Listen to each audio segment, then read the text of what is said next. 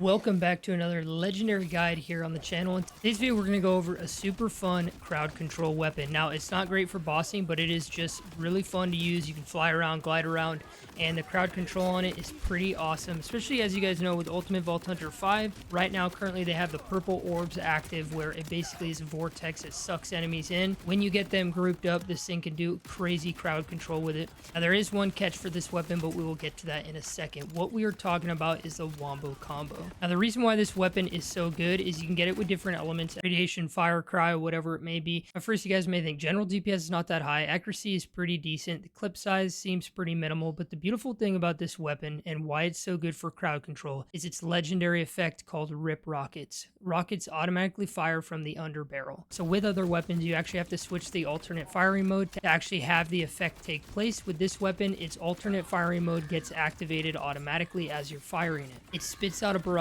of bullets and explosive rockets all at the same time. The Wombo Combo specifically fires a kinetic explosive rocket every 5 normal bullet projectiles regardless of the element on the weapon itself, and the rockets do 8 times the listed card damage of the weapon. So whatever this number is here, times that by 8, that is what each rocket is going to be spitting out. Now what you can do to make this even better is if you couple it with something that boosts your fire rate, whether that's your specializations, whether that's a skill your character has. Specifically for me, I use the shiny war paint, one of my favorite rep kits, and the reason being is on use it grants 30% fire rate increase and movement speed. So coupling it with anything that increases your fire rate is just absolutely amazing, and it just makes this gun a lot more fun to use. The way I like using it, like I said, is with the orbs sucking people in. I don't generally go for crits on this weapon. You can dish more damage with crit shots, obviously, but I actually like shooting it at the ground because not only is it going to just do damage to everyone around you, you do got to be careful with the splash damage, but it will also damage more than one enemy at a time, especially if they're grouping. I just jump around, I glide around, and I just start shooting the ground and shooting in the general area of all the enemies. You can do direct hits, but overall as a crowd control weapon, it's just super fun to just shoot the floor and the ground around where the enemies are, and if they're grouping,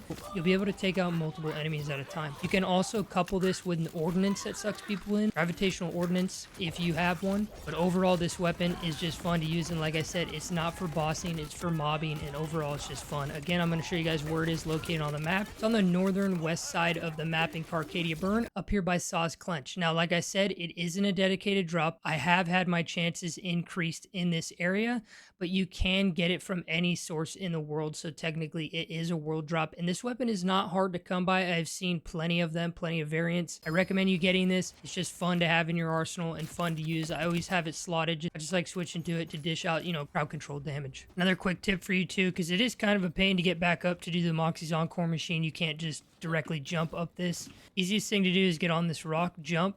Right when you get underneath it, do another jump right there. So basically just hover yourself a little bit above it. What you can also do is you can just jump, do a dash, and then jump again, then you can get up, and that's just an easier way to get up. Not that big of a deal, but it can be a pain to do it. You can also do another alternate route if you really want to. You just get up here, climb up here, dash, and then you're up over here. But that's the easiest way to get back to the Encore machine right here, as well as the vending machine to the right. When fighting them, be careful because they will try to hover above you, and whatever element they are, specifically their burners that are underneath their little platform they're hovering on, will actually do damage to you per that element. So you got cryo, you got fire, you got radiation right here. So just try to stick away from them because they are kind of nightmares. Thank you guys for checking out the video. If you enjoyed it and if it's at all insightful, drop a like on it, as that's the best way to help me and the channel grow. I appreciate every single one of you guys. Subscribe for all Borderlands content. We are so close to 10,000 subscribers. I'd love to have you in the community. And as always, guys, stay happy, stay hyped, and good luck looting.